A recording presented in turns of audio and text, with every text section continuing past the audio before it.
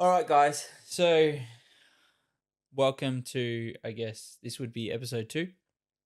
I want to go through our plan. So, in front of me here, we have our sort of sketches that Daniel and I had a steak dinner and came up with. This is sort of the finalized drawings that we'll send to our drafty. There's probably a few things that we would change.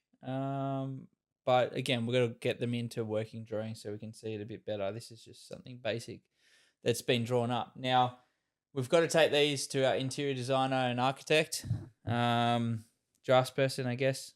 We don't use an architect.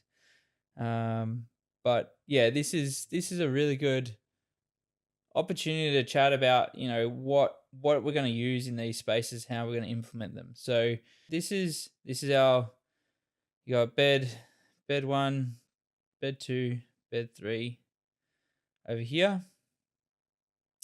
We've got our main bathroom there. We've got this sort of master space here. So this lounge room has a robe and an ensuite and a powder room.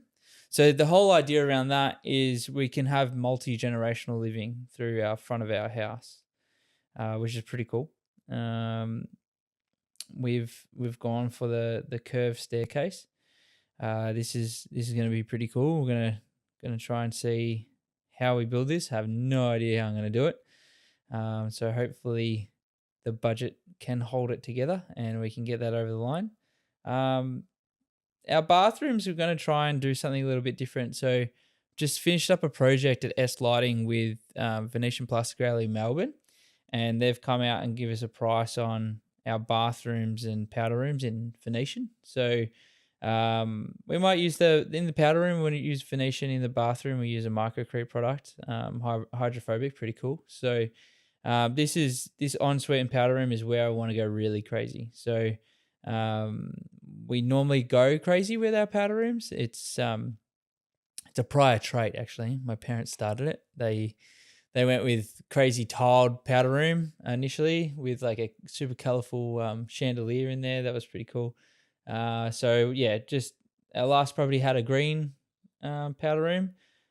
This one, I reckon I'm going to try and go red for this one. So something a bit different. So yeah, I've even sort of been thinking of trying to keep it within the budget, but doing the stairs in Venetian would be pretty cool as well. And then flow it onto that sort of bar area. These two like walls come out and have some shelves and things there. So that'd be pretty cool as well. But we'll have to see how that budget goes. But yeah, we've got this expansive lounge, dining, kitchen space here with some stackers onto like a decking area that would sort of go out here somewhere. Might do some sort of outdoor kitchen sort of setup here. We've got our media. There's a skylight up here. I reckon that'll get deleted, but we'll run the TV down here, sort of, couch, chairs by my couch sort of around there. Table in the middle. The dining table, I reckon we'll try and head that way. And then, yeah, I mean, it looks a lot vaster on a plan, but once it's furnished, it'll be pretty nice space. We've got our pantry there, mud room, and the powder room for the pool. Now, the pool budget's going to go pretty quick, so I don't think this powder room will suffice. I think this will become a bit of a multi-purpose area, maybe a storeroom or something. But and then this monster laundry that sort of flows into like a courtyard. This will have a tree in the middle here. There's a tree on this fence line, so that'll be pretty cool. And then steppers sort of in between that. Then just a nice big garage, a bit longer and a bit wider than a standard. So you could almost call it 3-car, maybe. I'm not sure. But yeah, that's sort of the ground floor, and then this is our concept for the top floor. So sort of multi-purpose area for like the whole second floor is for mum and dad. So it is a vast space. So the rumpus area is just like a parents' retreat. We've made this area we thought about this area for having another pub. So, having stairs for kids is a bit tricky because you're up and down, multiple times in the night. So the idea around this sort of rumpus parents retreat was to potentially have a cot in here, so you could have a baby sleep in this space without going up and down the stairs to do those milk runs and things like that. So that was our sort of idea around this rumpus space, as well as we've got mountain views to our whatever that way is. I think it's to our east of the Dandenongs, which is really cool. Then we've kept we're going to scrap all these windows here to the south because there's absolutely no point having them. It also gives us more sort of room to put art pieces. We can have more joinery. So yeah, this top floor might end up pushing this way and getting a bit wider just to give us like joinery here, joinery there. Your king there, your bedsides plus your door spaces as well. So this will probably get bigger. You have your little couch in the corner. You have some art pieces on this and this, and little lights and light the walls. That'd be pretty cool.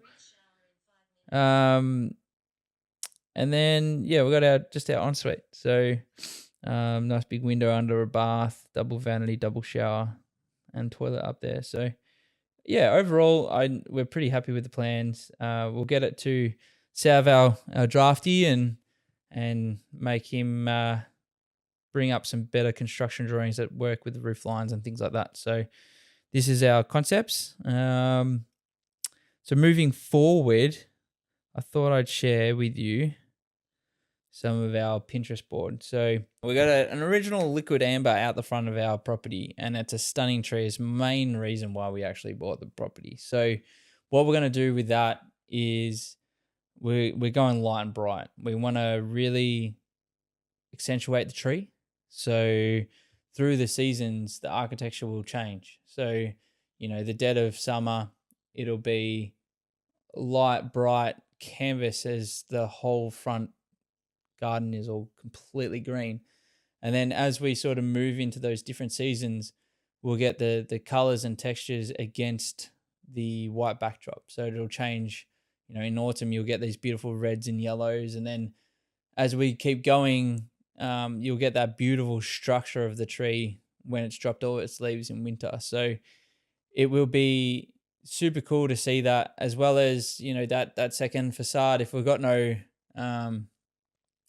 windows at the front there, it's really accentuating that canvas sort of style. So that's why we wanted to go with that one color and be a little bit bold with the architecture and try and emphasize that the house is within the garden, because this property originally would have had a beautiful garden.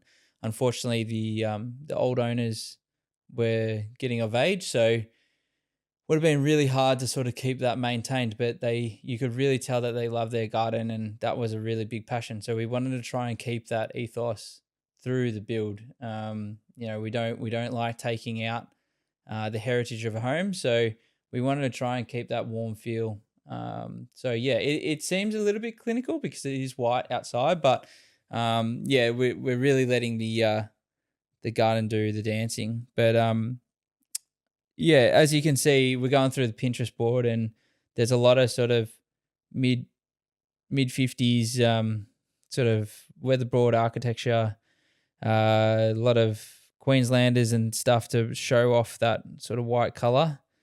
And then obviously different sort of, the brick here is sort of a takeoff of what we have, and sort of getting that darker tones throughout the kitchen. You can really see like a lot of these white houses have got immense gardens. So we're just trying to accentuate that garden aspect and really have that green pop off the white. So this is our sort of inspo on Mitcham and where we're hoping to have it come.